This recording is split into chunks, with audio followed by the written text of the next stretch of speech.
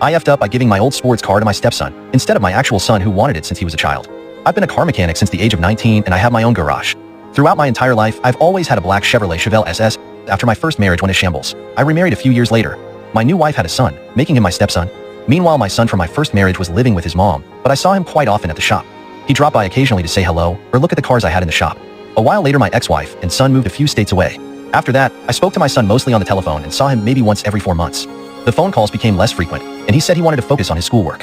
Recently, my stepson had his 16th birthday. He was a grade A student, so I decided to give him my old Chevrolet Chevelle. I texted my real son a picture of my stepson with the car on his 16th birthday party.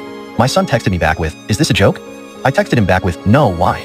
He called me not a few seconds later, yelling at me to tell him that it was a joke. He told me that I promised him the car when he was 10 years old, that if he did well in school I would give it to him. The part that made me yell back at him through the phone was when he called me a lousy father that didn't care about his real son.